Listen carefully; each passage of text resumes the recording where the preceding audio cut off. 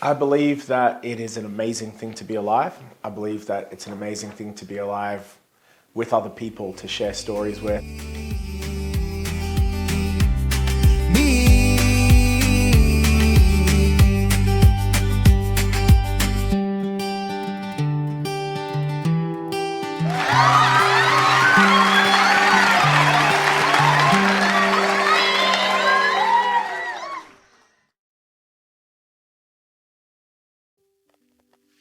Hi there, my name is Peter and welcome to me, not me personally, but to the film Me, which celebrates diversity but also honours individuality.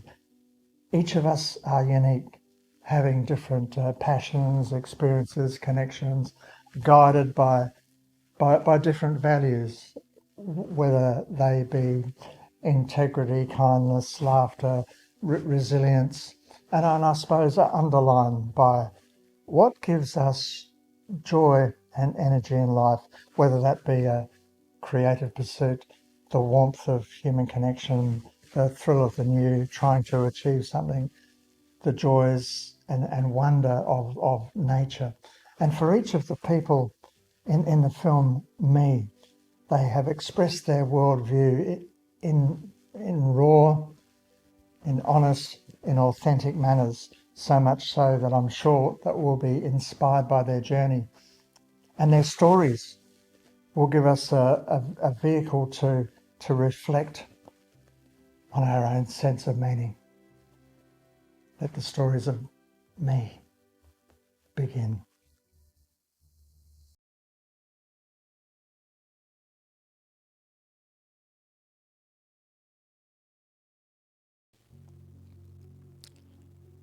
We're here with Hazel Mace from the Nungina Aboriginal Women's Business Association.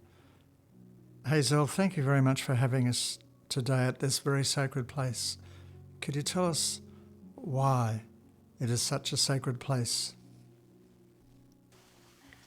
Well, Nungina's is a 32-year-old organisation, very unique organisation, and we do have a sacred women's fertility site on this property, and we've been preserving it for 32 years, and it's just down behind me in the valley. And the tribes would come along Old Gympie Road every 3 years and head to the Bunya Mountains for the big bumper crop, and it was the biggest trading festival in the world that went on for hundreds of years, and it'd probably go on for months. And they had stop-off points all the way along, and Old Gympie Road's the original track where all the tribes would come from all over, and they got boar rings down the road near Wild Horse Mountains. You got the groove grinding ridges up the road at Landsborough. But here in the Glass House, we're in the most concentrated sacred sites here in the whole of southeast Queensland.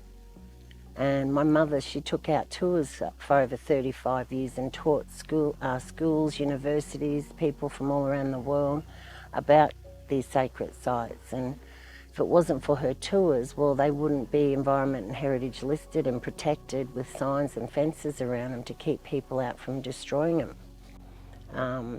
Men aren't allowed in that area for the reason why is our sacred birthing trees. We have spirit pools. Here, hundreds of years ago, the tribal men would build their camp here and take guard while here where the restaurant is, and take guard while the women went down the valley to have their babies. Beautiful. Yeah. And behind us is Mother Mountain, isn't Yeah. it? Tell us a bit about that. Mount Biwa, the Aboriginal word is Mount Beniwa, which means high up overall. And all the tribes in Australia, we had a god, his name was Biami, and Biami lived in the top of Mount Biwa with his 2 wives in 2 caves, Kunambila and Birriganulu. And Nungina is the grandmother's spirit, because we're believers of the Aboriginal spiritual ancestors, and Biami is our god, Yahai is our goddess mother. There's a whole family tree of Aboriginal spiritual ancestors, and Nungina is the grandmother spirit, that's Biami's mother. So that's why we believe that our spiritual ancestors are our connection to the Supreme Being. Family is really important for Aboriginal people, eh? Could you tell me about your family tree, Hazel? No, my family, it's more like a family forest because I come from one of the biggest Aboriginal families in southeast Queensland. My grandmother, she raised me, and we lived in Zilmia. They had a house in Zilmia for 57 years, and there was 11 generations that grew up in my grandparents' house at Zilmia.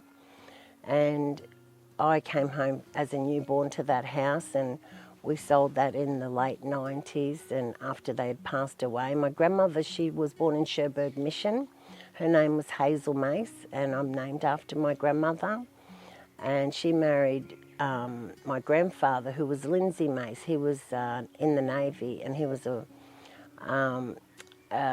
Aussie. I think he was Scottish and Irish and English, and he was from Tasmania, Launceston.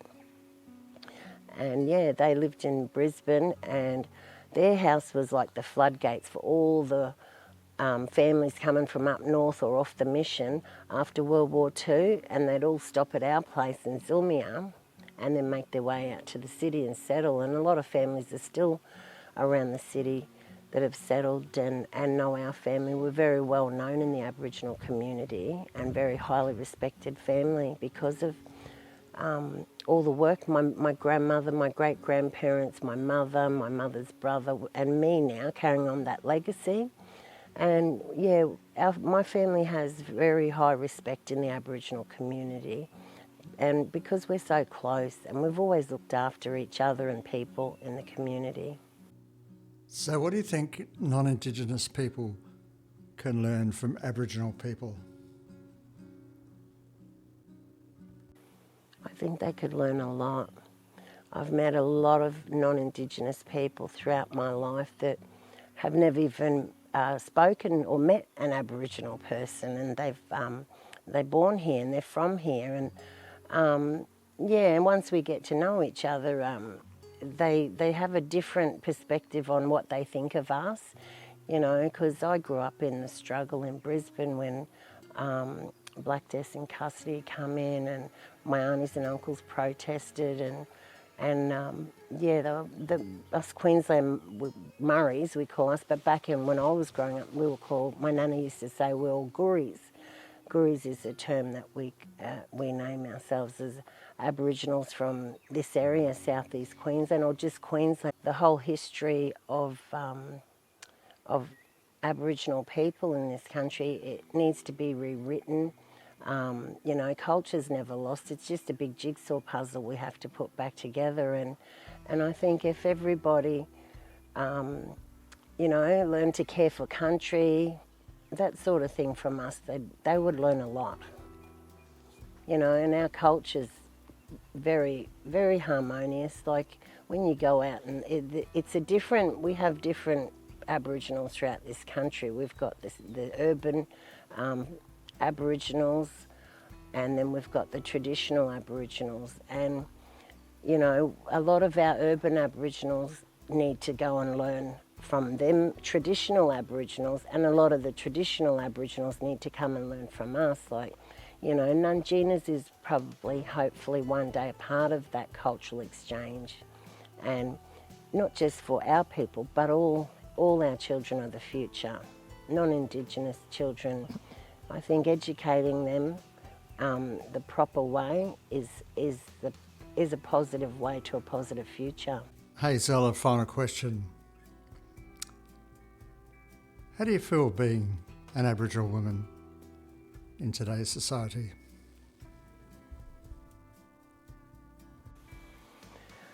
Well, I don't know any other culture. It's the only culture I've brought up with, and I'm very proud to be an Aboriginal woman in today's society. I've worked in my community since I was 15. I'm 51. I come from a generation of women that have powered through our community and risen to the top, you know. My aunties are the first Aboriginal kindergarten teachers in the 70s, and my grandmother ran hostels, and she only went to grade 2, and was sent out to work as a domestic at 12. And for a woman who only went to grade 2, she ran hostels all over this country, Aboriginal Hostels Limited, and she was a bookkeeper, the mother, the gardener, the cook. So we're very versatile in our culture, but I think that mother figure is a strong figure in our culture, and that grandmother. The women are very strong in our culture, and we're the ones that hold everything together, the knowledge, the family. Yeah, we're pretty much the backbone in our culture. It's all about empowerment here, and how can our men and children be strong if our women aren't strong? So Nanjing is all about strengthening our women for our children of the future.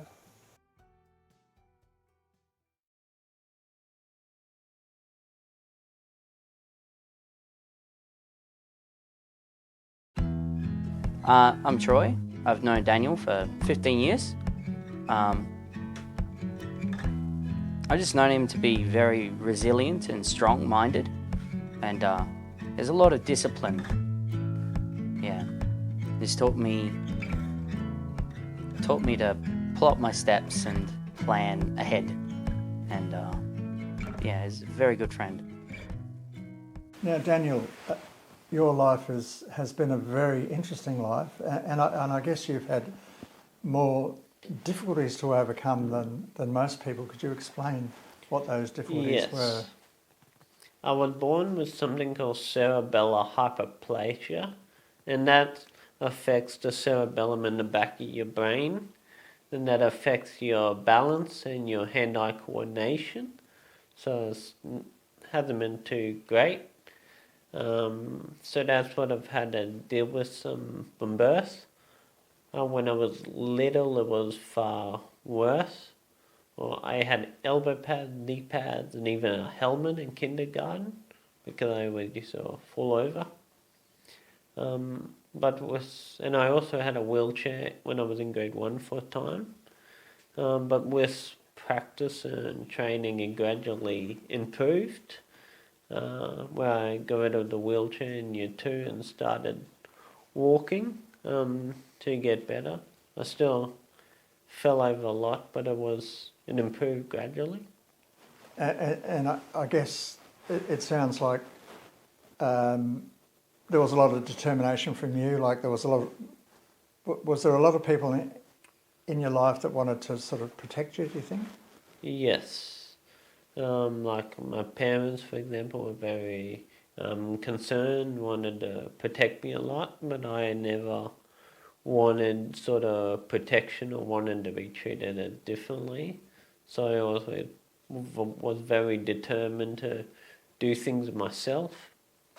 When I went to high school in 2010, because the campus is so much larger than primary school, you have to walk to different classes every 70 minutes, and for me at the time was very difficult for me, too much on my feet, so they gave me a mobility scooter to get around on. But you weren't happy having a mobility scooter, were you? No, so I kept it for for a year, but what I found was because I wasn't using my legs, it made my balance worse.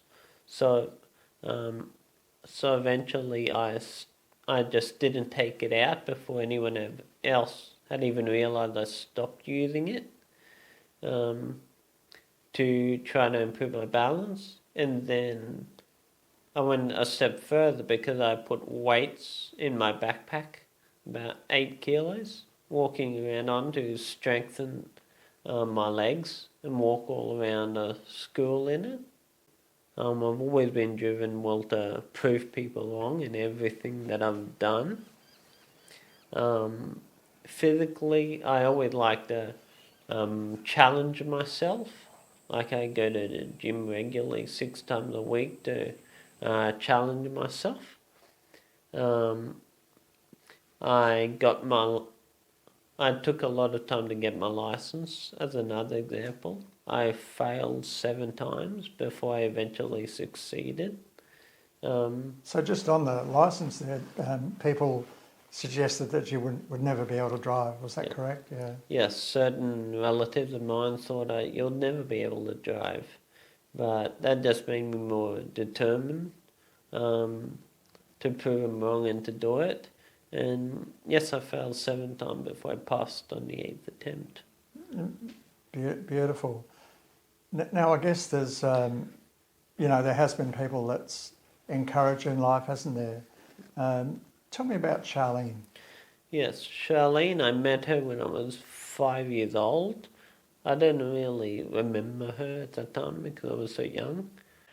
I met Daniel when he was 5 and he came to school, but he doesn't remember me, which still cuts me deep to this day. But he was in a wheelchair, and what struck me about Daniel was always from that time was his determination, and he never ever gave up.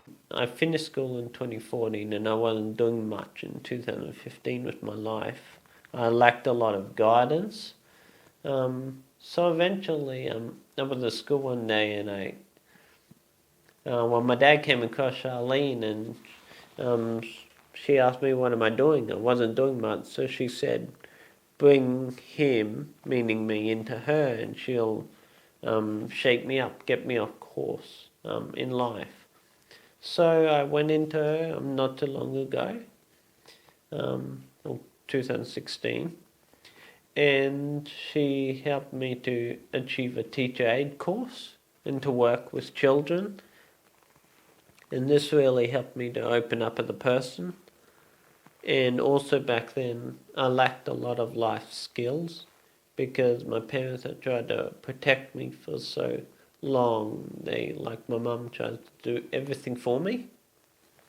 So because of that, I couldn't even make a cup of tea when I went into her. Though I knew what was going on with Daniel's life because my daughter went through school with him as well, and so I watched him grow and see what he became. And then his father came to me one day and he said to me about Daniel wasn't doing anything with his life, which I found incredibly sad because I always thought if there's ever a young man that's going to succeed, it will be Daniel. I worked a lot with students with disabilities.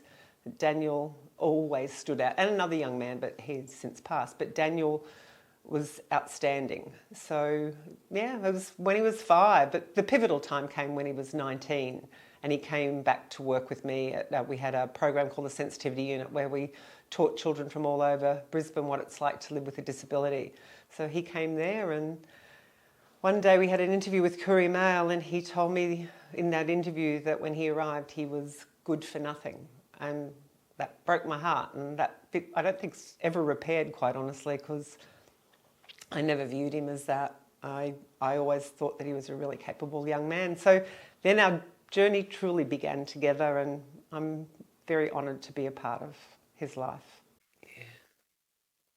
She inspires me. She pushes me to always be better and go out of my comfort zone to achieve my goals. And she's been there for me through very difficult times in my life. Daniel is, for me, the greatest achievement that another human being can have, to see someone succeed and get everything that they've wanted in life. He had a plan, and honestly, if you looked at him at 19 and went, this is what he wants to do in life. He wants to have a job, have a house, drive a car, marry someone, have children. You would have said it's not possible. But here he is, we're not even 10 years later, and he's about to finalise all those things. Yeah, Daniel has just been he's probably the mark of what I believe in life, help another human being. And I think Daniel and I have had an incredible friendship. We've had a lot of fun along the way. And yeah, more to come. Just an interesting question to finish with. If the other person was an animal, what animal would they be and why? Daniel would be a lion. Daniel is quiet, laid back, reserved, but you give him a reason for something and he'll sneak up quietly, but then he'll pounce and you don't know when that's going to come. It's not a cockroach. Oh, thanks, Daniel! Because she's had so much stuff happen to her in her life, but she just keeps coming back. Thank you. That's very true. You Thank can't you. get rid of her. His determination is the first thing that comes to mind in everything. But Daniel has such a great logic and he thinks things through. And I always used to say to him, he's like Spock from Star Trek. It's just black and white. And I think that's where we did have to teach him. There is a grey in there as well. And he has embraced that finally. I think the biggest thing is his resilience and his consistency. And I think that's the lesson in life, is that consistency. So ever since I was little, I was 8 when I learned to play chess. And I've always seen the world through the scope of like a game of chess. Like when it comes to making decisions and you have to plan your moves very carefully. And also about self-accountability. Also, when you're playing a game, if you lose, it's because you made a mistake, not because you were outplayed. So in life, you have to take that self-accountability and realize that everything is your fault to an extent, good or bad. Even me, even though I wasn't dealt an ideal hand in life, it's more so about the way you play your cards. Right, we're in Daniel's home at the moment. You've got a beautiful home here, Daniel. Now, barely 2 months ago, you were meant to be married, but 2 weeks before the wedding, it was called off. Why was that, and how do you feel about that? And how are you coping with those changing arrangements? Well, it was very unexpected, and certain things happened shortly before that really damaged the relationship, and it was not possible to repair it. So we had no choice but to call it off. So as you can imagine, the pain is still very, very raw, and but I just know by maintaining my regular routine of my focusing on my work, my physical health, my gym routine and so forth, really has a positive effect on me, and I can distract my mind and focus on better things and focus on the future going forward. Beautiful. Now your future, I mean, as well as working, you work as a storeman, but you also have vending machines and an online business, so you're a bit of an entrepreneur there. So having said all that, what does the future hold for you, Daniel? Well, this experience certainly has hurt a lot, but I know pain is there to teach us. So I know while it hurts now, in a year's time, if I keep continuing the way I am, I will be in a much better place, and I will be grateful for this experience. So I'm just focused on moving forward day by day.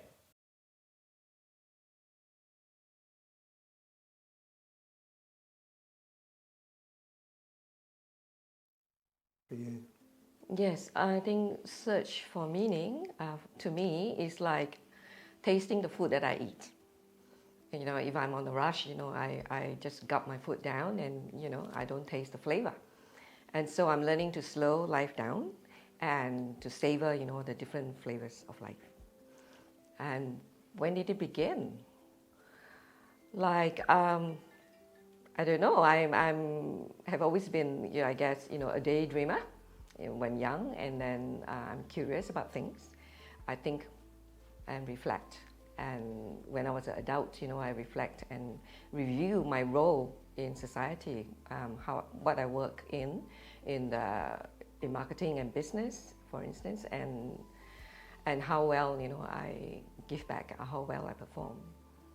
And then in midlife, I think, you know, life experiences, especially significant ones like loss of loved ones, and then when life grinds to a halt. And so then I began to ask, what's the meaning of this? What's the meaning of life? And how do I go on from here? So, but I would say that, you know, it was some 10 years ago that when I stepped into formal spiritual training, that's when the examine life becomes my contemplative habit. Yeah, I think this is a process that I've used for many years for myself and to help people. And I just use art. So I would just call it homecoming through the arts process. And I use dance and art and poetry layered. So we call this a layered approach. So we get 3D, we get a 2D, and then we get the words. And to me, what that helped me move through just now was a real case. There had been a rupture, and for me to go back inside into myself to find the real me. Sure. That is the beauty of connecting with your unconscious. Yeah. And then because art and dance, they are all metaphors. And metaphors is the language of the subconscious. So you're connecting directly with your body, with the subconscious. That way, you work it out. That is a more sustainable way to work with the problems, because most of the time it's in the body. Yeah, the struggle is in the body. But as a coach also, I honor the balance, in life. I honor, the being, to spend, equal, amount of time, with other aspects of life that are just as important, and like health and fitness, purpose, social community, and self-development, and so on and so forth. Well, I do accompany people, to support them, in their life's journey, and I can hear all sorts of stories, and so most of them are very profound. And I've been encouraged, sometimes very inspired sometimes, by their recovery journey and how resilient actually the human spirit is. Happiness. I guess we're all some way, either consciously or unconsciously, on a quest to be happy. Where would you be on the happiness scale, 1 to 10? If 10 was the happiest, where would you be right now? Just about 8 years ago, it was down in the pits because I was struggling with PTSD from surgery. And so my professional training in trauma recovery was foremost, for my own recovery, my own self. So I undertook, arts-based therapies, body-based trauma therapies, and now mind-based, rewiring therapies like NLP and hypnosis and positive, psychology, and on top of my art and dance, movement therapies and all sorts of others. And spiritual practices, that gives me the stability and the security, to be able to work out, transformation. So I would say that, I'm in post-traumatic growth, and I am a lot more happier, lighter. The future is always unknown, and I leave it as a mystery. For me, it's the journey and the process, and who am I becoming that is more important. But the near future, I'm creating a series of trauma support resources and tools, for others, for public. I am self-publishing, art and poetry books, for instance. That's for legacy, for my future generation. And then, I am trying my best, to keep healthy and fit, to age gracefully. What else? Traveling and coming home to myself. Yeah. If you were to summarise your worldview in one sentence, what would it be, do you think? Okay, so my worldview comes from standing in the eye of the storm of life. And so external things like the world and events that's happening around me may be swirling. But what matters most is how I choose to make the meaning of and how to find the agency out of them. Let the past go. You don't have to know.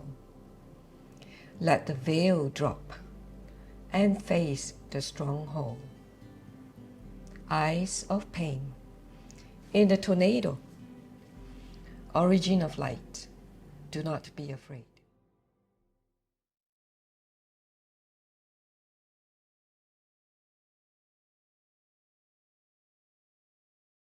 My name is also Tetsuyu Shonin, and Tetsuyu means a man of philosophy.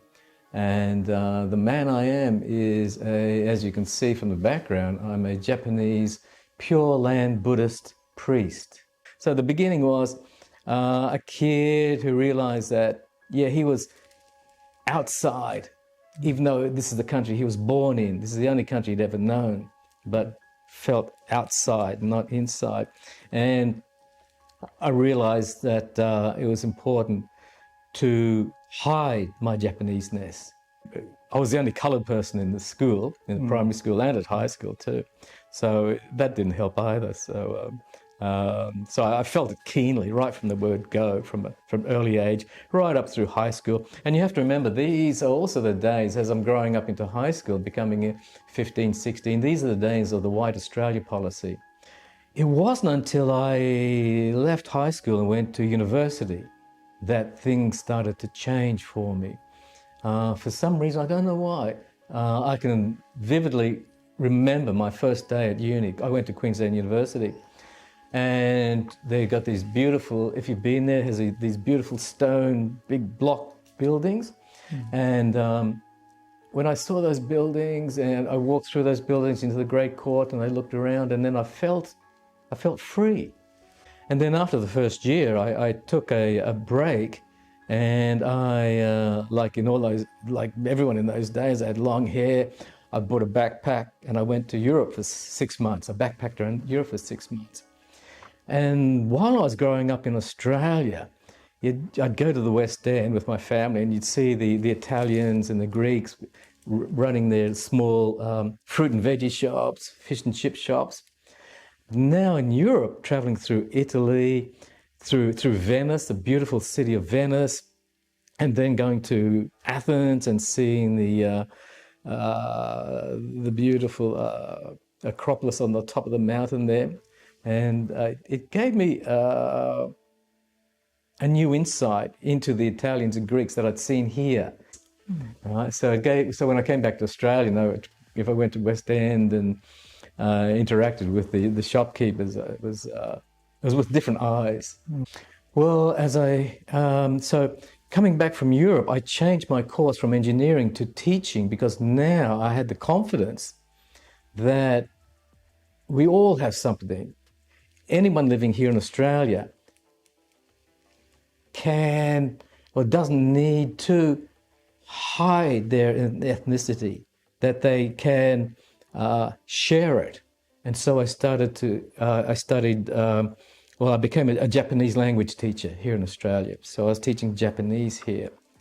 And so I've moved from hiding my Japanese to now actually going out and teaching the Japanese language to children of parents who wouldn't have accepted me earlier, right? And so I'm teaching Japanese. But when you teach a language, you don't just teach a language by itself.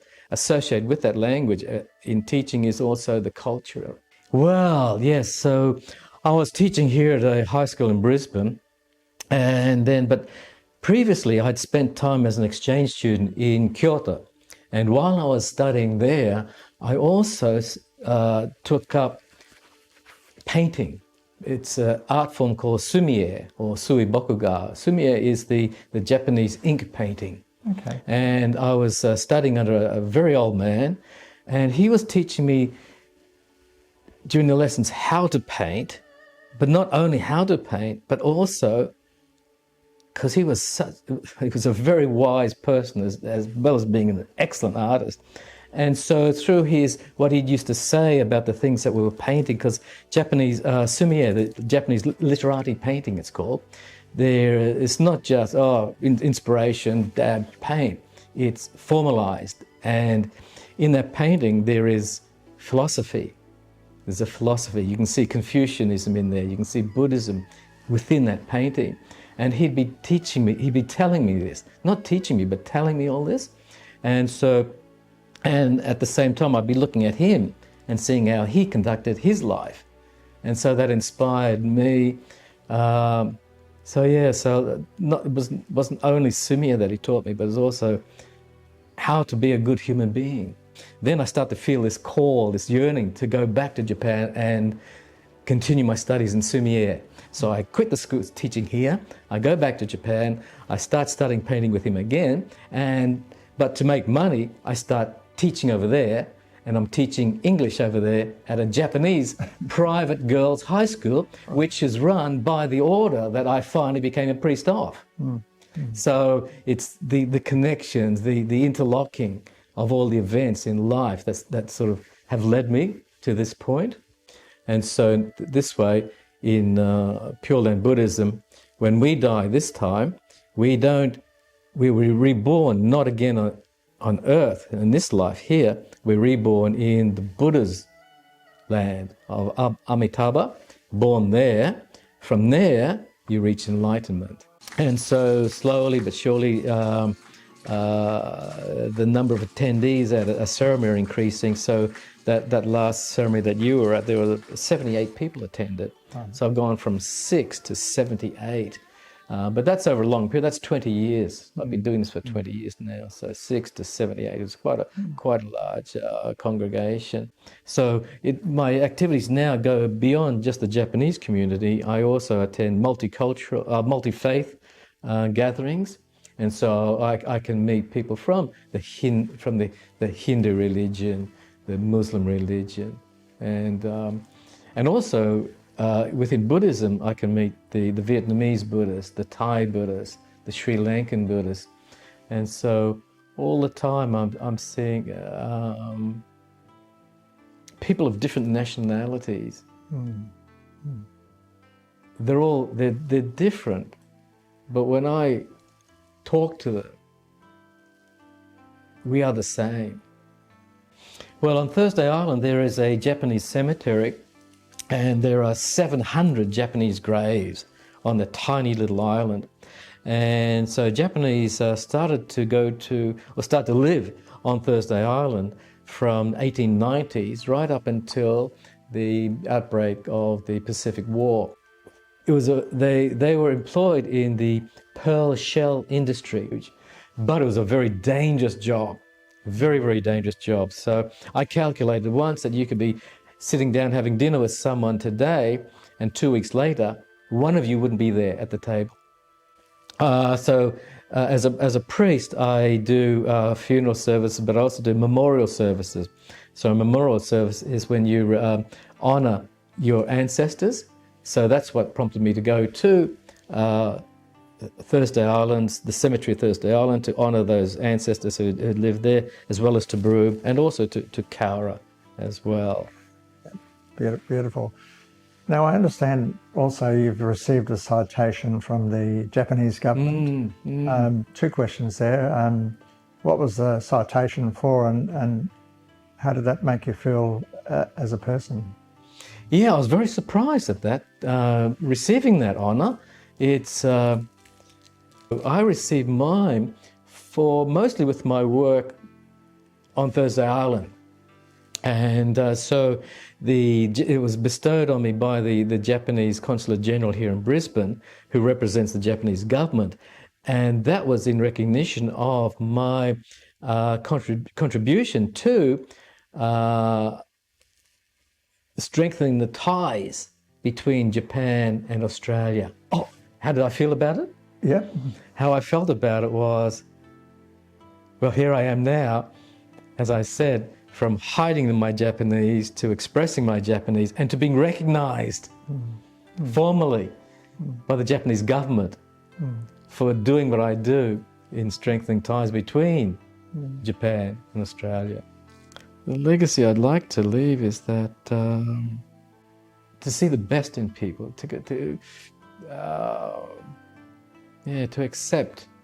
Like, I suppose that's been something I've yearned from childhood, is to be accepted. And so I hope that people see in me a person who accepts them for who they are and feels comfortable in my company. And in the end, we're endeavouring to create a peaceful relationship between ourselves and in a greater community in society.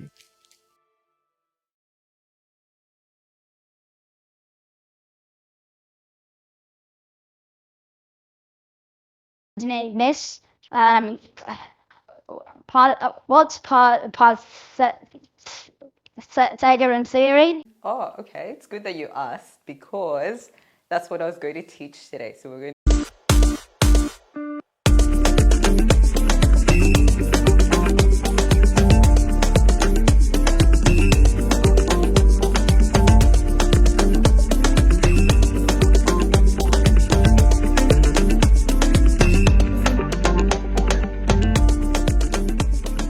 Yeah, welcome, Charlene. Thanks very much for coming today. Really appreciate it.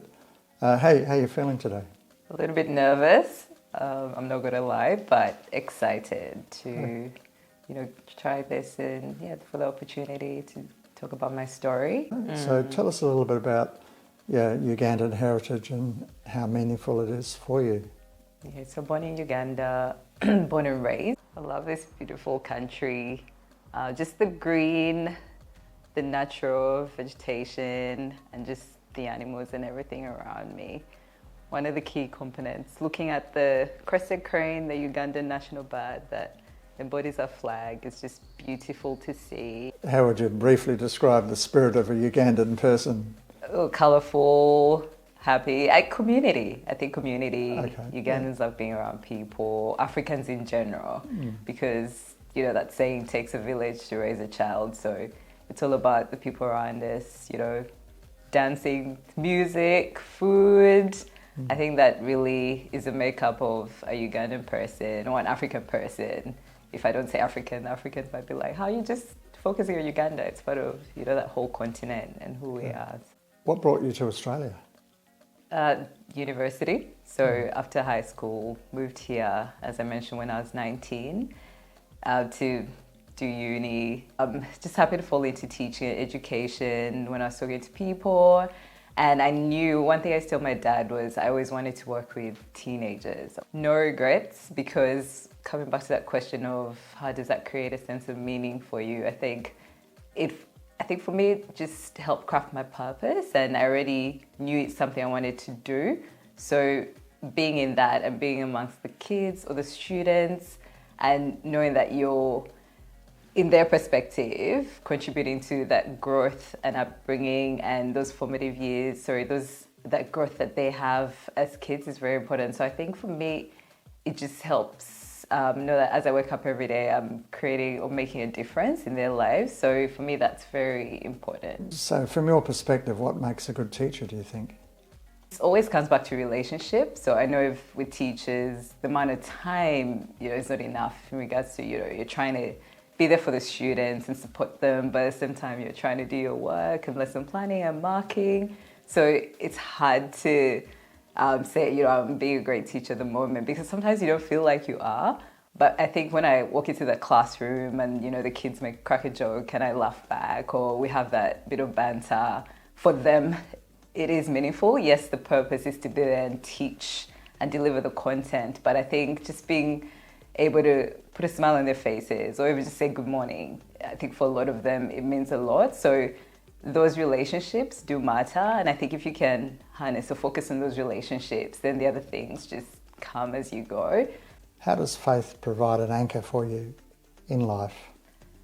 Oh, I think, that's a really important question, because it just, in terms of everything I do, when I have a hard day or even a really good day, I think knowing that is just the basis, or just the base of who I am, is very critical.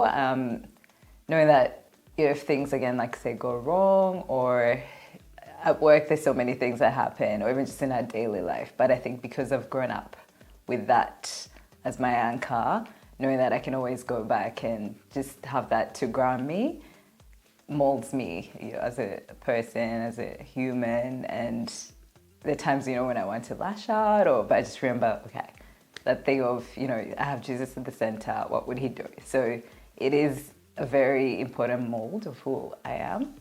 Just like, as I mentioned, my cultural identity, that too does build into who I am. So with one of the churches I used to attend, Hillsong Church. They did have a group of volunteer group called Street Teams.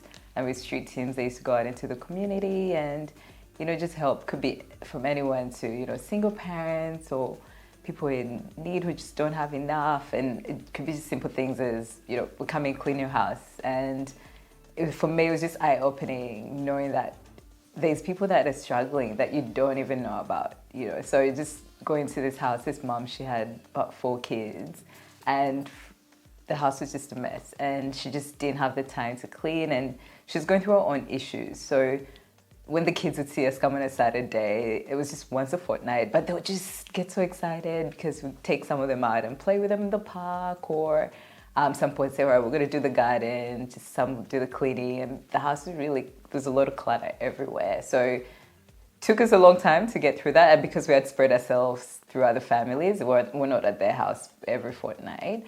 But I think just the joy when the kids would see us was just amazing. And they didn't believe in, God or anything like that. They didn't have any faith, but it was just knowing that, people who come and help us and just doing that outreach was very important for them. And I think doing that also created that sense of meaning in, who I am and what we do. It's not just about helping a specific group of people. It's just reaching out to everyone and just showing them that love and that care and just, that heart and just being able to talk to them. For some people, it's just a chat. And for that mom, I remember it was just a chat and just knowing, my 4 kids or, there's people coming around to help and to take them out and talk to them is very important. So. You as a person, so how would you rate yourself on the scale of serious to silly? If serious was 0 and silly was 10, where would you be and why? I think I'd say 8. In between 7 and 8.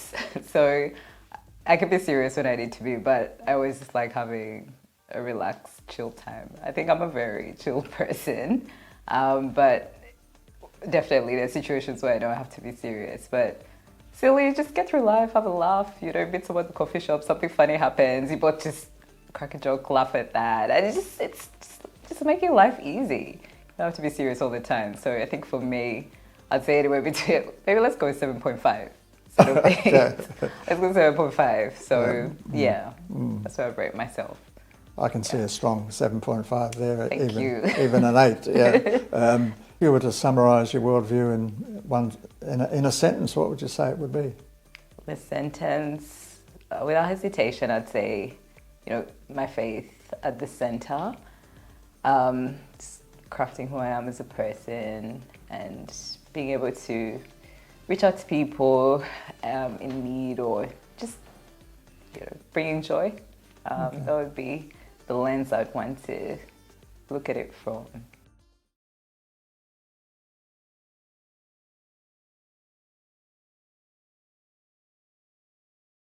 I think futurists and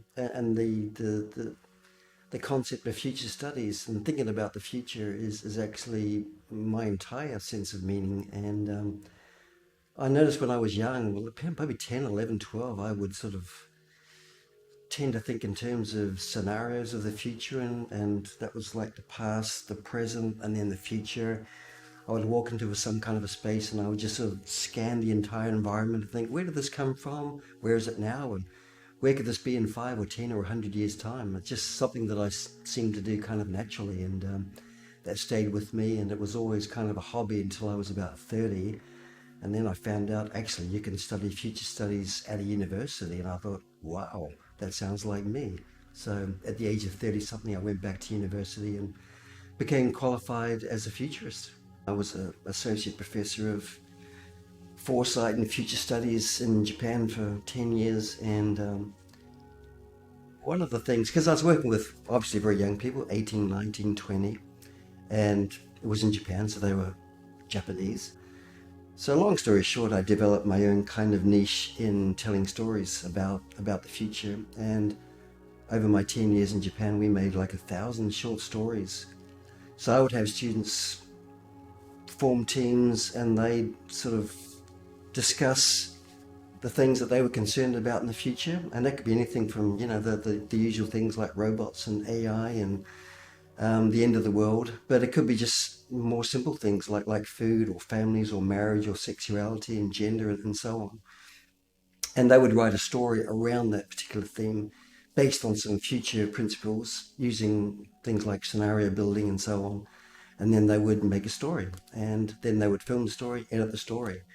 And what happened was at the end of the year, we'd say, how did you feel about the course? And they'd all say pretty much the same thing, that they found it really scary and thought, why on earth are we doing this? But at the end, when they actually made a film and we had like a film kind of little film festival, they would have this incredible sense of achievement and just thrilled that they'd actually come up with something like that, having no experience in either future studies or filmmaking. So leaving Japan, coming back to Australia, that's become my thing now, I suppose, is trying to combine futures with filmmaking. The business of futures is to come up with stories that sort of break down preconceived worldviews, and not just to tell a different story, but to tell a different kind of story. And I suppose that's kind of what I'm trying to achieve with my filmmaking, is to tell a different kind of story which can open doors to new worlds, new ideas, new possibilities, and new futures. Because of my background, you know, I was brought up in different countries, including India, America, 20 years in Japan, Australia, had some time in New Zealand as well. So I think my worldview is like a confluence of different kind of thoughts, which probably not guided by religion so much. You know, I grew up in a family my mum was a mathematician, my dad was a scientist, so we were very much in that kind of scientific paradigm. And I think that the humanist perspective is probably even a bit self-limiting too. I think if you look at human evolution, a lot of people tend to think that humans have stopped evolving and this is pretty much it. But from the future's perspective, you know, there's a thing called transhumanism and posthumanism. So transhuman is the idea that humans continue to evolve, but we can actually direct our own evolution. So I look at human life and values and the worldview as like a constant state of self evolving, and that involves technologies, but new ways of thinking about things. And again, it comes back to the longevity as well. So rather than having a self-limiting kind of point of view and worldview, I think that we're always trying to sort of evolve into the next stage of human evolution. I also think that we need to sort of look at human life and humankind as in a cosmic perspective. You know, the cosmos is 13.8 billion years old, and we are literally born of stardust. You know, we're actually made from stars that go right back to the Big Bang. So those are some of the things that kind of influence my look on life and my outlook on life and my so-called worldview. So David Wright, what gives you the greatest joy in life? I would have to say it's balance between beauty and wisdom. You know, when I was younger, I went to Japan. I first studied something called aesthetics, which isn't a very macho thing to study. And I'm probably quite a macho guy, actually, at the end of the day. You know, I do like martial arts and swimming and weightlifting and all that stuff. So I'm a bit macho, but I also think that we need to recognize where beauty is in our life. And I think we go through life looking for beauty, but not actually recognizing or acknowledging that. So I wake up and I think, what beautiful things can I do or make? And I just love to make things. You know, my name, Wright. What does Wright mean? It's like Smith. You know, wheelwright, people who make wheels. My grandfather was a map maker, and my other grandfather on the other side was a carpenter, so he made beautiful furniture for churches and so on. So I wake up and I think, what can I make today? And that could be around film, it could be a story, even making a meal which is somehow beautiful. So that's one end. The other end is something around wisdom. I think that wisdom is something that should be applied to everything that we do. And I think it's something that's neglected, again, not acknowledged in the school curricula. I don't know whether you can even do a university course in wisdom studies, but that would be good. Imagine that. I wake up and think, yeah, imagine wisdom applied to all the world's problems, and it would seem that they are also fixable, so solvable with just some applied wisdom. So those are the two things that drive me when I wake up and give me the greatest joy in the morning and for the rest of the day. So let me end on saying something that Frank Zappa used to say, and he said, music is best. And I would agree with that. Music is best.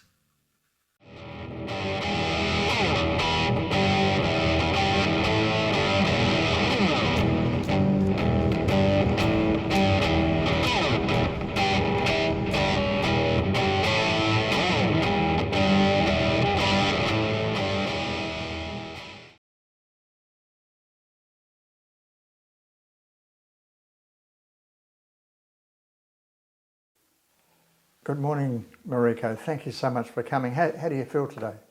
I'm feeling a little bit nervous, and I anticipate that as we continue the conversation, I will be feeling a little bit more relaxed by the end of it. Okay. Now, I guess there are important things for everyone in life. What drives you in life, do you think? What's the underlying philosophy that drives you, do you think? Besides literally my car that got me here today.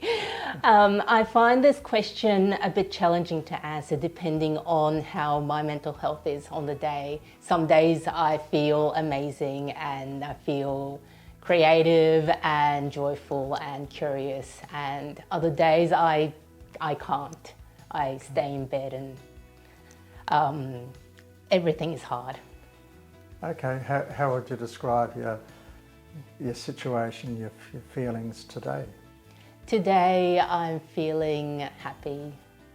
Okay. And I'm curious where this interview is going to go. Okay, now I suppose one of the things I'm intrigued with you is polyamory. Could you tell me firstly what is polyamory? Now, polyamory means many love, and it is an invitation to connect at and love people at where they are at, including romantically and sexually, as well as many different kinds of friendships that are available to us. Okay, so could you tell us a little bit about your story, your journey towards polyamory, Mariko?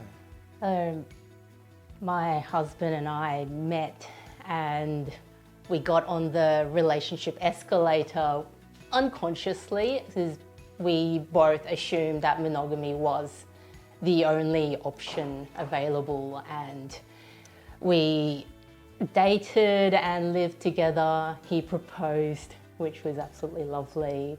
We got married, and then with life circumstances, we were both feeling very isolated and unsupported. And a lot of that stress compounded to us separating. And in that separation, we were able to discover ourselves, like, who are we? Who am I by myself? And it just so happened that I joined my first singles group. And then 3 weeks later, he and I started to talk about what happened. Where did we go wrong? What did we like about each other? Triggers and lots of tears and lots of apologies. And a couple of months of that discussion included him accepting that I had joined this new group. I was trying to make new friends. And he accepted that about me, which was lovely. And the other part of this journey was our discovery of and acceptance of fetishes, where our previous conversations were very much, no, I don't want to be involved in that thing you're interested in. But what I actually meant was, I'm not personally interested in what you're into. So go and find the people that you can. And that was my invitation to him for go and connect with people. And what about yourself? Were you able to go and explore relationships? I was able to connect with a few different people, messaging, being involved in this specific group. And eventually I met somebody that I connected with for 2 years. And during this 2 years, I was able to connect with more people, make more friends, have different kinds of relationships that otherwise I would not have been exposed to in a monogamous environment. So when you say connect with them, you connect with them fully in a relationship. Relationships, sexually. Now you have a daughter. How old is your daughter? She's currently 10. 10. So is your daughter aware and understanding of you and your husband's situations? I just wanted to share that the first partner that I had, she was 7 at the time, and he would come over in the afternoons, and so her friends would be wondering, who's this guy? And she made a label for him, which was a stepdad friend. How do they create meaning in your life, as the colouring books that you've produced? They were something I did while I was dealing with postpartum depression. I was trying to connect with joy, and sometimes that's challenging for me. And at the time, I was introduced to this concept of I am enough. But as for me, I was still not believing it at the time, and I changed tact about 2 weeks in. I'm going to write it. I am enough. And then repeating that a few times, it eventually became a moment I would sit with me, and the words would then have doodles, kind of patterns, writing different ways. And then it turned into this collection of I am enoughs, and I've got plenty of that now. What do I do? So it turned into a collection of... You got a collection of I am enoughs, and what do I do now with this whole heap of I am enoughs that I still wasn't feeling it by myself. Okay, yeah. But it was suggested that the colouring books were starting to get popular at the time, so I learned how to put it into a book format and self-published. No, that's a lovely concept, I am enough. And so when you say that to yourself now, what do you think? I'm still challenged by it. Okay. There's moments where I do feel very comfortable, and there's other moments where I'm not, and that's an opportunity for me to go, where am I not loving myself? I asked you at the start what drives you in your life, and you said it was an evolving thing, except for your Toyota Corolla, of course, but if you were to summarise your worldview in just a couple of words, what would it be? I aim to be whimsical. I aim to be curious, and I like to think I'm fun, and I would like to think myself as a supportive friend.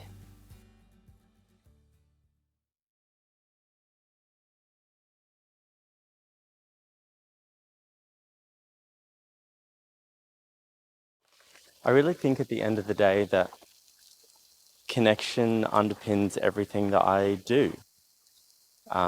As a human, as an artist, I really chose music as the vehicle to create connection, not only to my experience, but for the audience to really connect within themselves and to each other and this unified human experience. You brighten up my world just like the morning light. You came into my world without a warning light. Josh, thank you for coming. Well, actually, I've come to your place, haven't I? But Yeah, but thank you for coming. Thanks for being involved in the interview. I really appreciate it. And just a question: how are you feeling today? Today is actually quite a significant day. 5 years ago today, my mum passed, and I didn't fully lock on to the significance of today when we booked it in. Okay. But I was speaking to my partner this morning, and we both kind of decided that there's some significance in having this conversation in this way today. Yeah, so I'm feeling a little bit tender and also excited. Yeah. So thanks for sharing that. I appreciate that. Now, I guess we're in a significant room where we're in your studio here at Mudgery Bar. And yeah, there's some significant things here that give you your meaning, aren't there? What are they? Yeah, I love being inspired when I set up the room. I like things that aesthetically inspire me, and so I've got a couple of things that are just constantly within my eye line, and one of them is a color palette from the 1910, which was my great grandfather's. So I come from a very long line of visual artists. Like my grandmother was a painter. My great grandfather used to paint portraits on a pier in Greece somewhere, and I'm just learning a little bit more about my line that way. So I've got that color palette, which is just kind of always there, that just inspires my connection to the artistry that is in my DNA. And this microphone was just such a declaration to my voice. You know, it's one of the opportunity to own it doesn't come around very, very often. It's quite a prestigious microphone from Abbey Road Studios, and I think after years of kind of struggling to take ownership of my voice and even my words and what I'm here to say, buying it and using it and recording with it, and yeah, it was just like a pretty honouring part of my process as an artist. Yeah, I'm interested a little bit in your evolution as a musician. So you tell us a little bit about that, and you know how, and as a follow-on from that, how music underpins your worldview. Yeah, I guess the greatest evolution as an artist has actually been stripping away the need for the craft to hide the message. So I guess my devotion through music is actually being more understood, more expressive, and more clear. I think for a very long time through my songs, I was always very metaphorical, and I was very almost hiding in plain sight. Whereas the greatest development is I've used music and I've used songwriting to get to the most transparent truth of my experience, of my life, of what I believe in, and through that, it's been really like freeing. I'm really like an avid advocate for writing my life into my music. So I really connect like as strongly as I can to my own life, and that's where I write from. You know, I think honesty is the most powerful avenue that we have, and so I guess that's always been my focus, like be boldly expressed through the truth of my experiences. And I would say that's been the greatest development, stripping away all of the complexities to get to just like the rawest truth. Because I feel like art, for many different reasons, you know, can be the facade. It can be the thing that we use to distract ourselves. And when I really started to unravel that I was actually just still hiding and I was still afraid to be seen, to be understood, it changed the way that I wrote, and it changed the way that I perform. And you know, there's a deeper presence available to me now, especially on stage.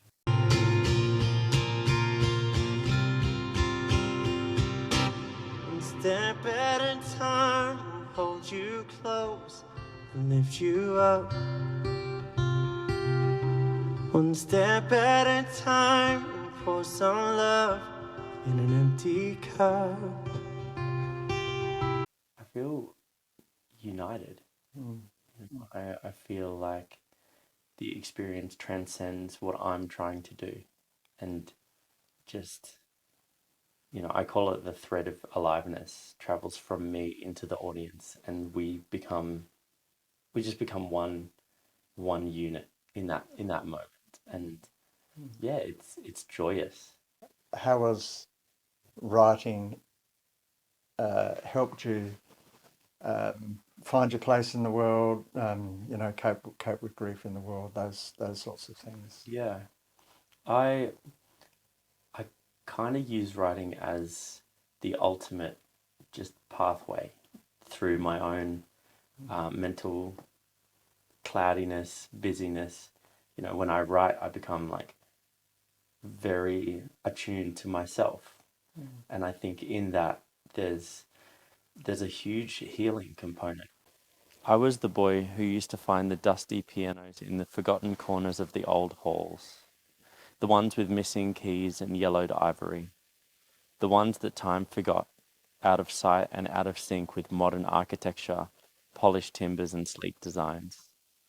It was within the heavy, old croaky wood that I fell in love with the out-of-tune melodies and finding pieces of art in the unrefined mess. Because I stopped believing that vulnerability was for other people. Like being able to be vulnerable and being able to have conviction in that has actually just been the ultimate, like, remove the shackles. Because if I can hold myself in vulnerability, I can actually be of deeper service in a very big scope, like to my partner and child and family and friends and clients. You know, it's like, it's actually just like tapped into this really beautiful strength that comes with revealing. You mentioned at the start about the significance of today, with the anniversary of your mum's passing. How important is family for you?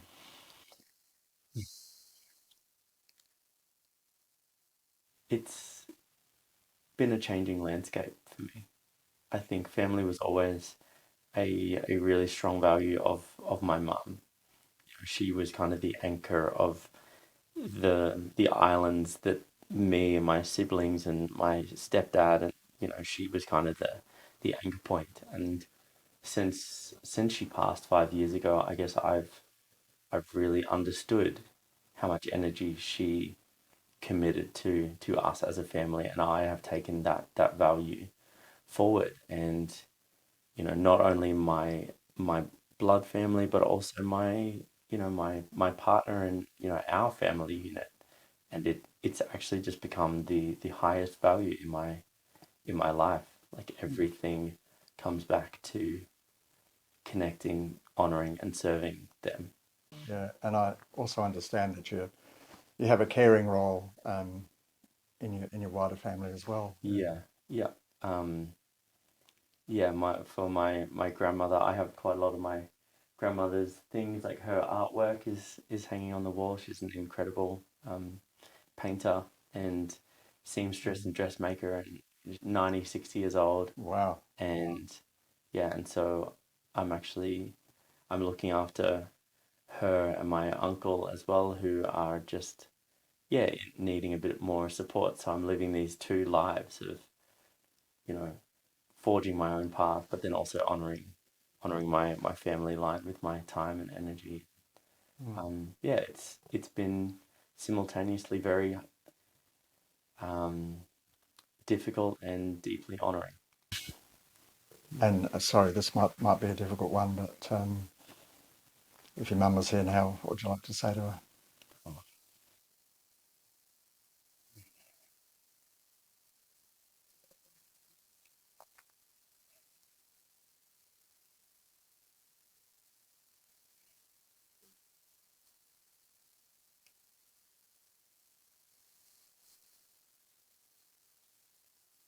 I would say thank you for seeing me before I could see myself clearly.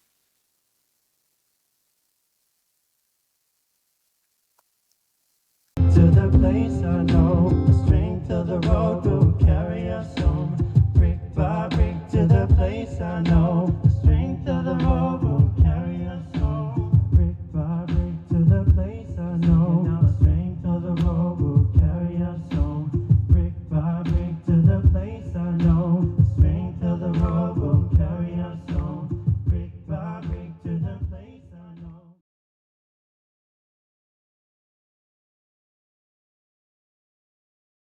And a teenager, I didn't feel my sense of belonging in this world.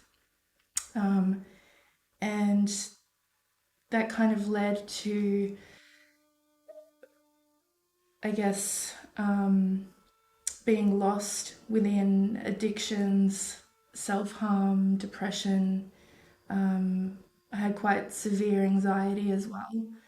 And I kind of just shut down, essentially. Didn't really know who I was, or I didn't really have any understanding of what love really was about either. So it was quite challenging for me. Thanks for sharing that, Michelle. So what was it that lifted you out of those difficult periods of your life? Yeah, I think I hit quite an intense threshold point where my day-to-day living was just consumed in suffering, and I think that it just got very overwhelming. And I kind of reached this point where I was kind of contemplating, do I want this to be my existence? Do I want this to be the rest of my life? And there was this inner light that kind of led me to the understanding that there was more. It first came from my own experience, Peter. In order to overcome my depression, I had to learn how to accept myself unconditionally. And of course, the program, I got into my own 12-step program, and I began, working those steps and looking within, and realised that you can't look within unless you accept what's there. Otherwise, you're in conflict with that. And it was really teaching me to accept myself, my humanness, as I am. And that enabled me to face myself directly, open up Pandora's box, if you like. But I'm now identifying as someone who is representing unconditional acceptance to my own human consciousness, to my own human self. What I discovered was, I was really corralled by so much self-condemnation, so much lack of self-worth. And without being able to be identified as representing unconditional acceptance, all of that would have just continually beat me up. But now I could identify those thoughts that were all that negative self-talk, if you like, but not identify with it. or less and less, you know what I mean? So therefore, I was able to be in a different perspective, be in a different position from that. And so able to then start to engage with my mind, like having a relationship with my mind from a higher perspective as awareness. I sought counselling through various channels, and I always did have a sense of spirituality about myself. I've always felt that kind of running through me, even growing up through all of the experiences that I went through.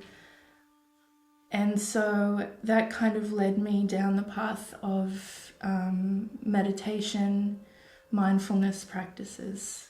And I never really truly found somebody that I could connect with that really understood where I had come from, and who I was as a person, and what I was actually needing.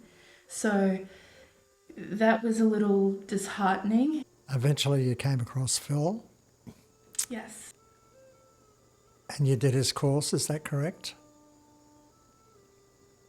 And was that transforming? Yes, it was life-changing, completely transformational in every way.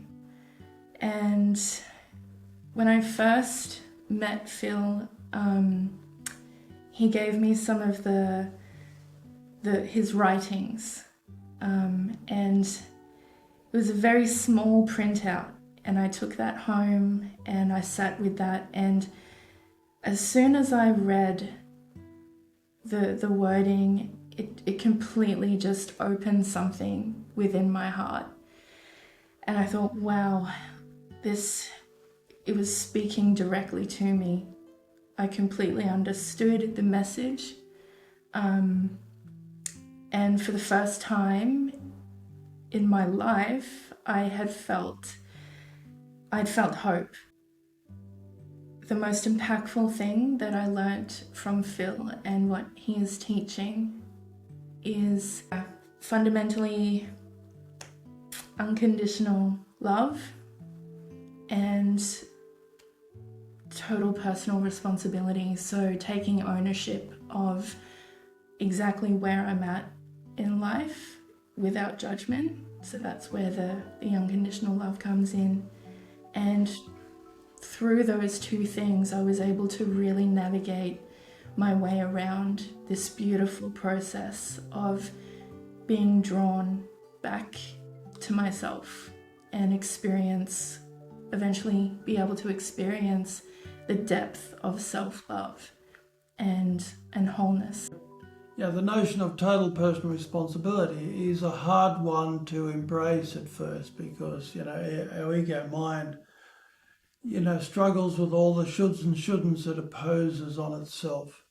And, you know, and the ways others have controlled us in not very constructive ways. And so we need to completely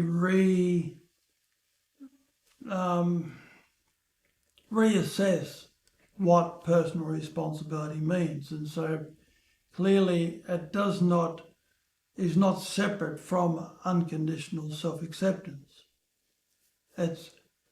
I'm taking personal responsibility to accept myself unconditionally for a start. But I'm also accepting that, and this is a challenging statement, but the statement that my own mind is 100% the cause of my suffering. And but then realizing that's not a judgment, that's a revelation. I'm currently working in an early childhood service where I spend my days, I guess, being with the children, nurturing, loving them for who they are, acknowledging that they are beautiful, conscious souls.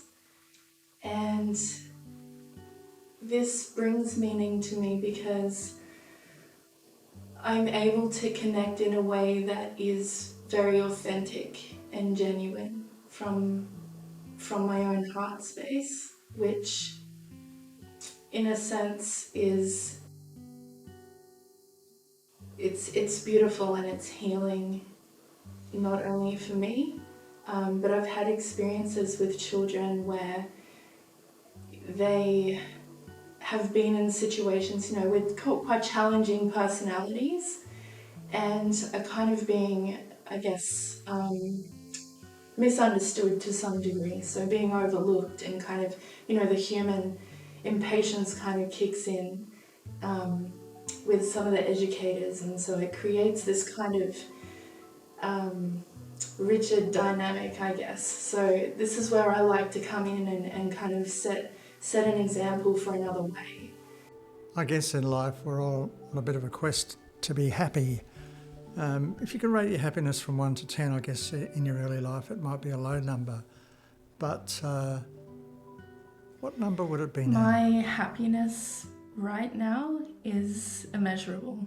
And through that continual self-acceptance, I was then able to really experience love with others and in its fullness.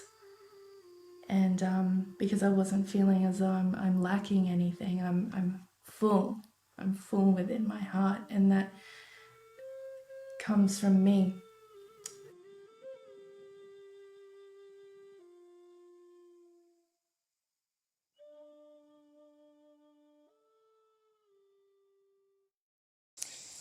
The flute for me, Peter, enables me to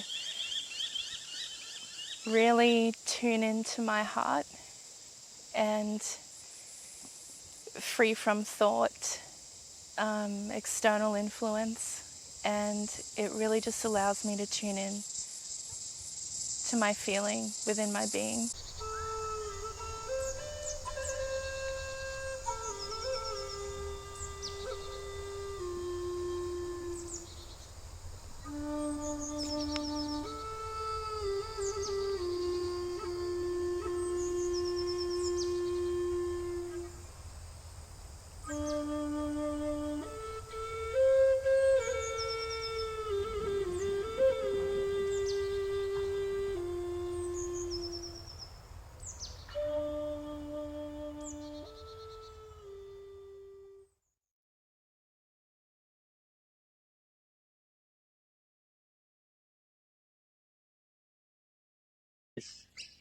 There it is. It's my new book, War Spoils, and you can see the painting stretched across there, showing my grandfather, father and uncle, and the famous painting, The Last General Absolution of the Munsters at Rue de Bois. Yeah, well, I guess to begin with, I'd like to introduce you to what's probably my main driving passion. It's basically a composite or a hybrid work. It's got a long poem that I wrote back in 1993 or so, after discovering my grandfather's journal of his war experiences. And also the actual journal. I was fortunate, it's a very good detailed journal. And on top of that, there's actually a blog written by a British blogger called Hog Rider Dukes. And it recreates my uncle, Pilot Officer Robert Dobbin's last flight, his last mission with the Pathfinders. He was killed in France. A sense of shared community, of brothers, sisters wide, of suffering shouldered by the ones dubbed the baby boomers tribe. We chosen lucky ones who bear the spoils of war. So, yes, that little book turned into this, and as you can see by the photos, the actual launch was a great success. I think there were nearly 50 people and probably, 30 to 35 books sold, and it was held at the Manly Loader RSL. This book here, Siftings from a Shovel-Nosed Corona, and then Flip was the go-between and other poems you can place. Fame hasn't been achieved, but there's been an incredible richness of experience in all of, in launching all of these books. The people I've collaborated with, for example, in Soul Healing Afoot, which is Gemma O'Brien was the designer of the book and did the artwork, which is etchings, which were designed, this was a deeply felt book. This was Dead Dad Bye, which wasn't written, some of this wasn't written long after my father died. It was looking at our fractured relationship. I was, well, from 1 to 2, I was in a children's home in Brisbane, the Xavier Home for Crippled Children. I had a club foot, so I wore calipers till I was 8, and obviously there was a disconnection there because my parents were out in the bush, they were out at Springshaw. It was, and wearing calipers till I was 8. I don't recall, I suppose it makes you feel different, obviously. I went to St Joseph's Convent at Nambour. It was a frustration playing football that let me down every now and then. But I suppose on the positive side, as I mentioned in that poem War Spoils, I actually was called up for Vietnam in, I think, 1973. And obviously having that injury helped me to avoid getting dragged over there. My father was very disappointed. He said, "It's a pity they didn't take you, it might have made something of you." If you read War Spoils, his story, he had some sort of mental collapse. He was in the intelligence service in New Guinea, Australian Intelligence Corps.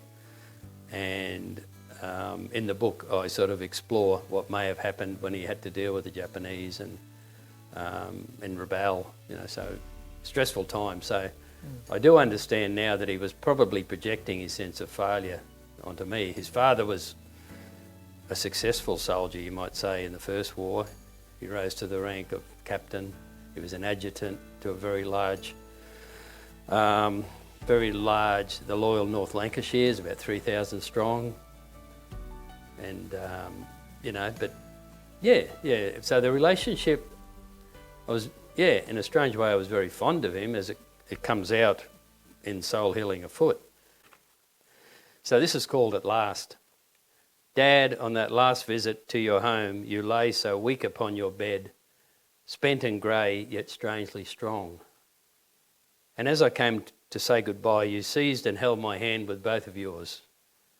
Your bright eyes held mine, and it was as though at last you'd let your love for me shine through.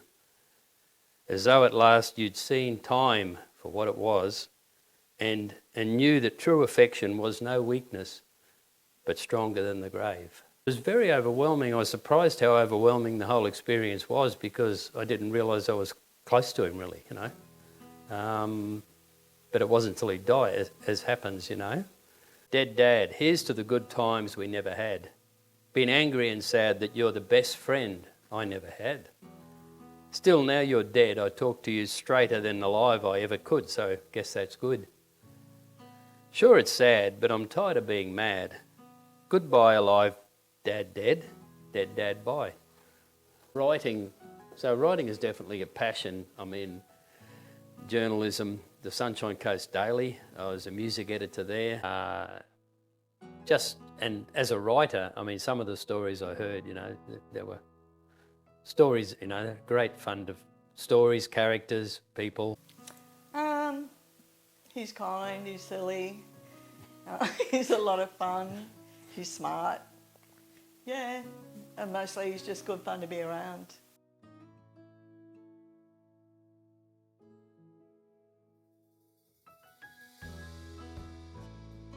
Yeah, there's been quite a bit happening. I had a launch at the Cobb & Co Museum, which was when Channel 7 News turned up and filmed and interviewed me.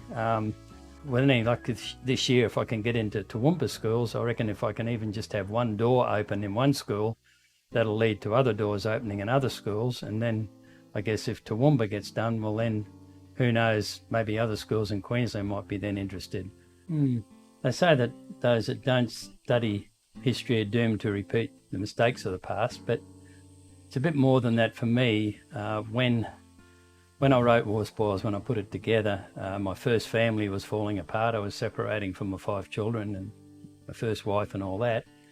But reading my grandfather's journal, his battles through the First War, the fact that his wife died aged 30 and left him to bring up 5 kids, including my father, it sort of put everything in perspective. And I believe that young people today, it would be very beneficial to learn about the resilience of someone, a Toowoomba person, my grandfather, who was an optometrist, who'd come from fighting battles on the battlefields in Europe, settled in Toowoomba, an Irishman. I just believe it's, that's how we get inspired. Pain in your life. You've obviously gone through a bit of that. What's the best way to handle that, do you think, in life? I think you just push on, really. The separation from my family, you just look at, I think you really rise above it and just look into the bigger picture. You don't get bogged down in a bubble or anything like that, or self-pity. That's about all, that's about it. Put one foot after the other and keep moving. So, Paul, there's a book here that was significant in your early life. Can you tell me why? Well, first of all, this is a nice, relatively new copy that my stepdaughter, Vanessa, has given me. And it's been sitting very visibly on my bookcase in the lounge room. The Sailor Dog. I guess there was something about this solitary figure, Scupper's the sailor dog. But then disaster strikes, and he finishes up shipwrecked. And what does he do? He looks around, he makes the best of it. He picks up a few scattered items on the beach, a few little bits of wood. And then, lo and behold, this little cabin emerges from the scraps, very self-sufficient. And so that sort of thing appealed to me as a child. I went, wow, this is possible. I can have adventures, things can go wrong, and I can somehow find items that I'll put together and somehow put everything together and make everything right. And so it goes. And then what I love particularly at the end is his song. And the song is, I'm Scuppers the sailor dog, I'm Scuppers the sailor dog, I can sail in a gale, ride over a whale, under full sail in a fog.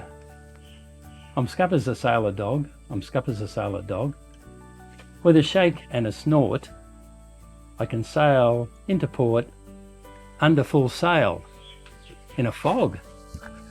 So that's how it all finishes. He's had this adventure, he's been successful in dealing with disaster, and there was something in it, and it's, as I say, that's why it's sitting on my shelf, and in a way it reflects, I guess, my attitude to life. You make the best of what you're given.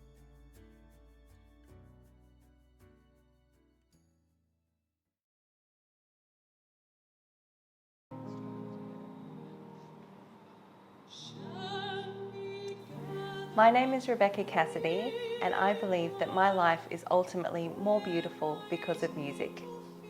This is me. What drives me in my life is to tell stories and communicate emotion through song.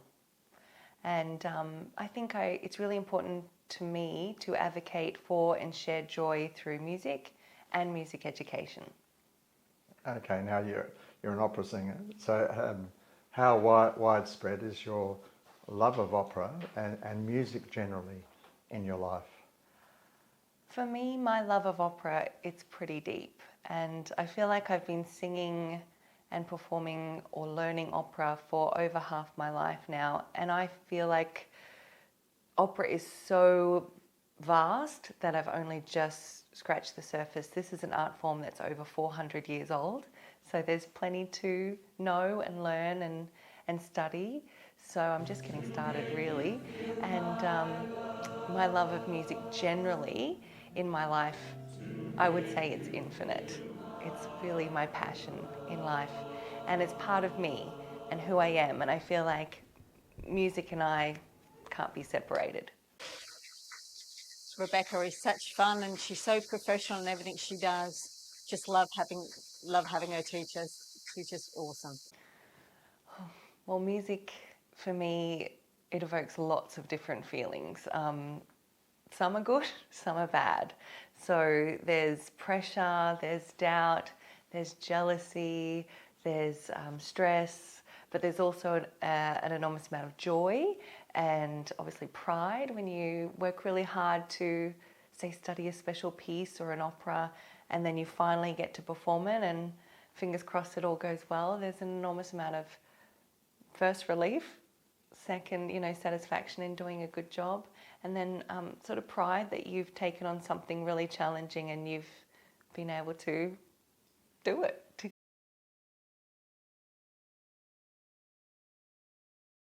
I feel like I'm at Narcissist Anonymous or something. Oh my God. Me. Embrace it, Trevor. Embrace it. Oh, that's funny. Okay, ready? Me.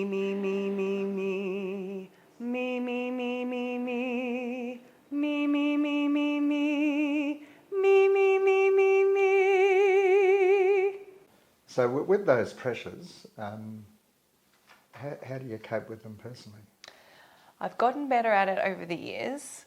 I think when I was a younger singer, I would really often break under the pressure, and it became quite a destructive sort of thing.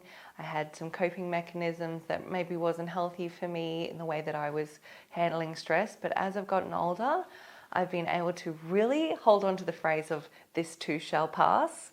And, sometimes you've really got to sit in it and realize that, diamonds are forged under pressure, and that someone told me once it was a privilege to be overwhelmed by work you once prayed for.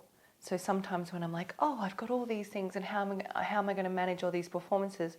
There were times when the phone wasn't ringing at all and I didn't have any opportunity. So what a gift. And I just think coming back to gratitude of like, well, booked and blessed, as they say. So, just be grateful for the work you have. And that also striving for perfection is actually really toxic. No one expects a live performance to be completely like a recorded sound. So you have to really embrace the flaws. Something will inevitably go wrong, but hopefully if you've prepared well, it's going to be 98% there, and that's okay. I think for me, I'm most proud of how hard I've worked and how I've been able to finally make singing my sole source of income. I think most artists, particularly in Australia, but all over the world, have some sort of side hustle or side job, whether we're waiting tables or, we're the ushers at the theatre or things. And I have done all of this, but I've finally been able to make singing my job. And it pays the bills and it pays them well, and I've been able to somehow, through a non-traditional path, not give up to actually make music my career. And that I'm actually so proud of that. That sounds so silly, but for a lot of people that's not a reality. But I want to show young artists and singers that if you work really hard and you're really smart and you think outside the box and you try and take non-traditional avenues, you can make a really good career out of this. Okay. Now, looking at your works and your life as a singer, I guess I've been impressed with a number of things, your innovations, your challenges, your ability to connect, authenticity. So would you like to comment on any of those sorts of things? For me, you have to be fluid. Art is constantly evolving.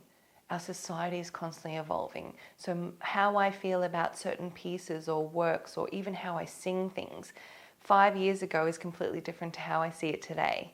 Sometimes if someone asks me to sing a piece that I haven't sung maybe for a few years, it's like rediscovering it as new, because as we get older, the voice is a muscle like everything else, so it's either strengthening or disintegrating. So you have to work with your body. On any given day, some things might be working really well, like, oh, I've got all my top notes today, that's great. Or otherwise, maybe I had a concert last night and it's not so good. So for me, physically and emotionally, I'm always growing as an artist. So how can I work within that? But also, like, what's my view on things?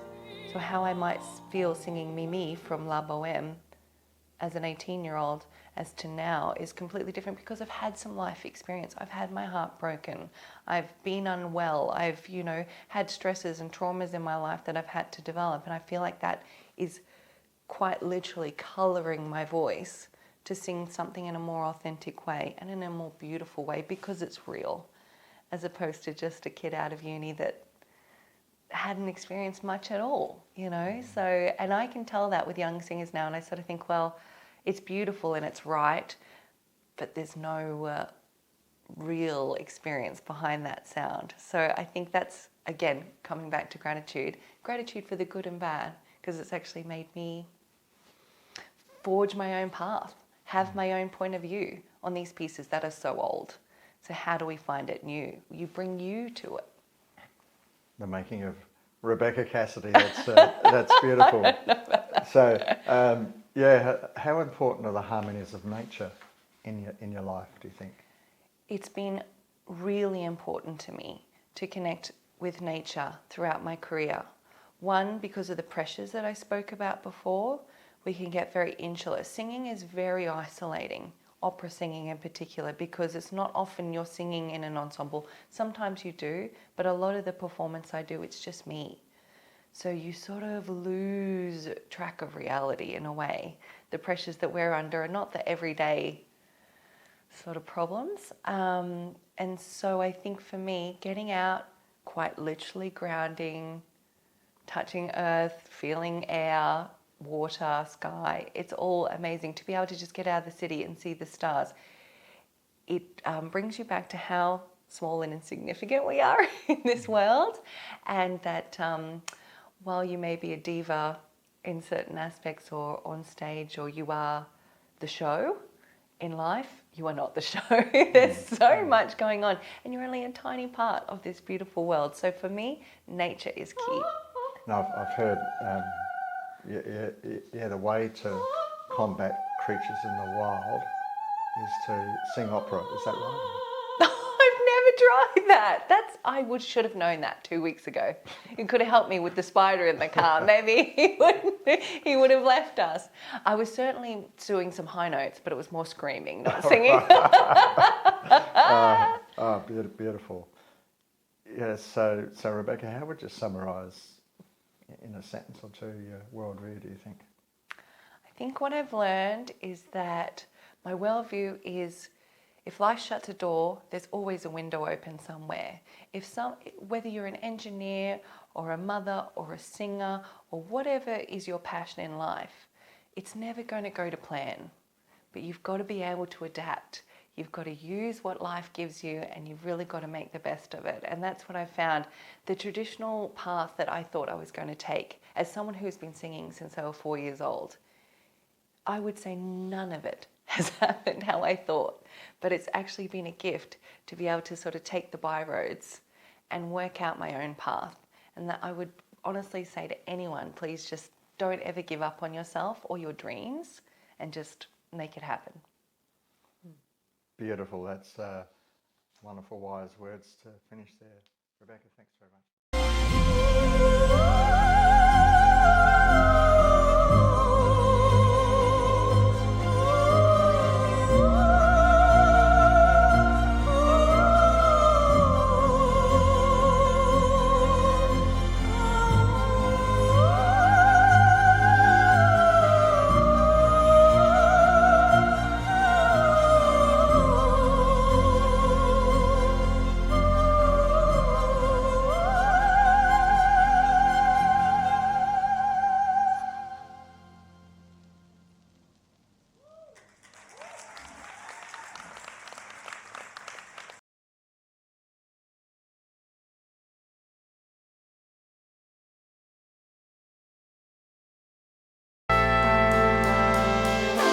better stay afloat, little soldier. Mama told you to get that heartbeat in a little boat. And now these winds blow cold and so before they blow you over, grow up into a mountain bigger than any culture, condition, and listen and heard it deep within. Hidden in my spirit, now and forever. Thought we make it together, but hey, whatever weather, we growing and getting bigger now. I believe that it is an amazing thing to be alive. I believe that it's an amazing thing to be alive with other people, to share stories with and to build stories with. And it kind of informs a part of why I do everything that I do, including why I'm here today. For me, what underpins my sense of meaning is probably a sense of awe. So my favorite thing is to look at the stars. I do that before I have a performance. So I'm a musical artist. I do a lot of live performance work. But I try to find a star in the sky before a show because for me it sort of grounds my perspective down, reminds me of the vastness of life and the amazing chance that it is to get to live a life and get to share in this experience. So I would say awe. Oh, looking at the stars like you never did before might have you falling on the floor, might have you saying, dear Lord, looking into space, a black hole exists. Tell me to my face that this isn't magic or supernatural. But there's fire on the inside! So freestyle rap basically is the art of rap, rhythm, and poetry. But in freestyle rap, it is improvised. So making it up on the spot, in the moment, kind of one time only, much like life is my existential joke that I make. So I've been doing freestyle rap now for approaching 13 years and probably rapping closer to 15. And I got into it because basically I started rapping initially in the more traditional format of writing, rehearsing, performing, writing, rehearsing, performing. And then I went through this sort of significant life chapter where I went through a bit of a reset in terms of my belief system, and I didn't feel like I had much to write about, but I had fallen in love with the medium of rap. So that was the intersection where I discovered freestyle, and I started almost for therapeutic purposes, kind of just engaging in improvised lyricism just for myself initially, and then for a small audience, and then eventually I hopped up at a show or two and kicked off a musical career that's taken me around the world. Beautiful. So you mentioned there about a reset of your belief system. What happened there? Well, I was a pretty passionate Christian, to be honest. That's when I discovered the hip hop medium. Not discovered it, but discovered it as a tool for creativity. So I was sort of passionate about communicating that kind of religious message, spiritual message, and that was the initial why to what led me into music. Then when that belief system changed, I sort of felt like I didn't know what I wanted to say anymore. And I was really just curious about listening. And that aligned with the time when I was studying at film school. So I was very much into that kind of documentary space where I liked just hearing people's stories rather than having the answers. I just kind of had questions about why we are who we are, why do we believe what we believe. And that led me to freestyle rap, basically as a way of keeping music in my life, but doing it in a way that was more authentic to where I was, which is a guy who had no idea what was going on. When I perform, I've always felt like, I used to say that I always would prefer to be the guy at the back of the room, just enjoying the gig, and it's not really about performing for me, but I just am creating experiences and moments that I like to exist in the world. Because there aren't too many freestyle rappers, at least in the Brisbane, Australian context. But to be honest, I've learned to recognize, I do enjoy it. I do love the experience of it, not necessarily having an audience, because I don't really mind if there's one person, 0 people. You know, music is always for the listener, and the first listener is the musician. And that was said by a jazz great who I can't remember the name of right now. But in that context, I just love improvising, creativity, when you do it collaboratively with other musicians, and there's that kind of synchronicity that comes in and a certain like intuition that comes in. It's the most special feeling of aliveness that I've discovered. So I really enjoy it. And if you add to that lyrics that are uplifting and encouraging and kind of affirming of a kind of consciousness, I think you just get this really beautiful collective experience. Beautiful. Now you mentioned collaboration there. I understand you collaborate with a 9-piece brass band. How did that happen? So when I was in my freestyle rap sort of era, really getting into it, I started to become known around the Brisbane music scene as a freestyle rapper. And Bullhorn is the brass band that I play with. They initially were an instrumental project, and they were playing one of my favorite festivals, Island Vibe, and this is some years ago, I think around 2013, 2014. I was a host for one of the stages at that gig, and they were performing, but they knew I could freestyle. So they sort of just, in the moment, invited me, like, hey, do you want to jump up for a track and do a freestyle? And I almost let the moment pass by. I almost was like, no, I'm here to just host the stage. You go for it. But I'm so glad I said yes, because just like those little moments of life that can change the course of things, saying yes in that moment meant I went out on stage. I hadn't played with a huge brass band before. I'd only played more, I suppose, gentle jazz rap sort of stuff.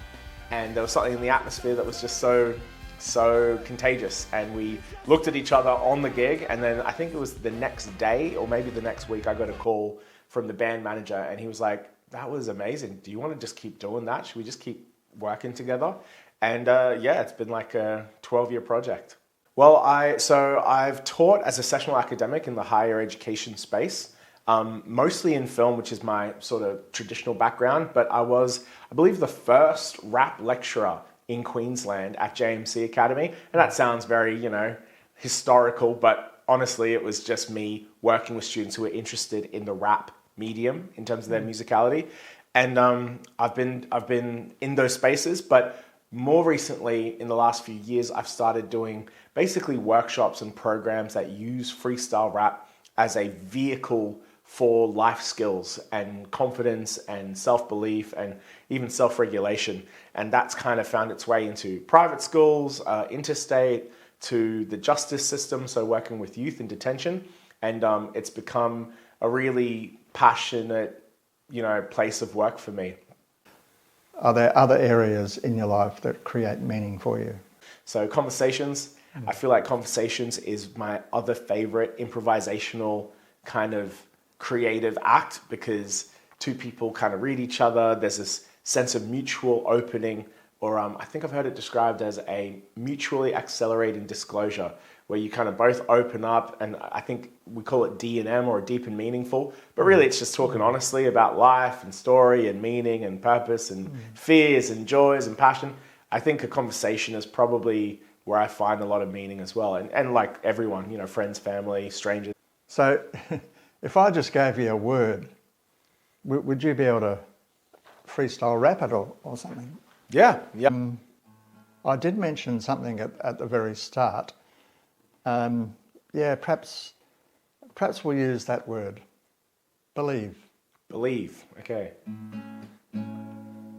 Yeah.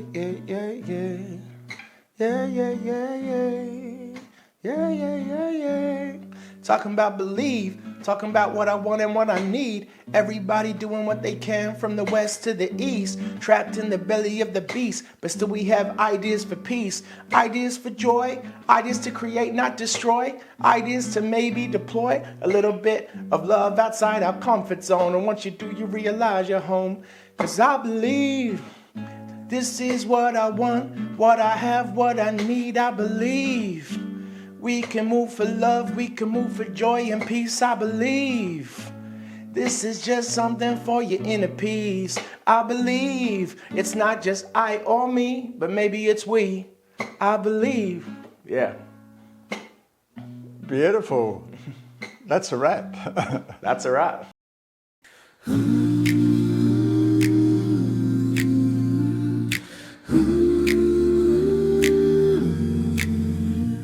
Rejecting the negativity, expressing my vulnerability, walking humility, only then can I truly be me.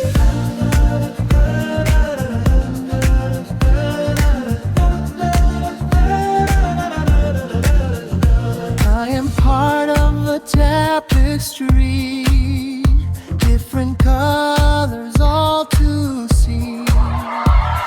Each person has their unique place in this tribe we call the human race. Let your meaning be your guide in life's journey as you ride. Stride with purpose and belong as you sing your loving song. Rejecting negativity, expressing my vulnerability, walking humility, only then can I truly be me.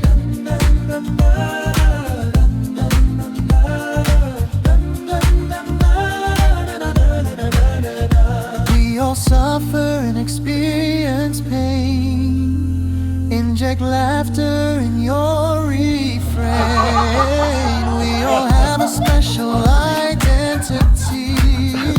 Happily, yes, I am me.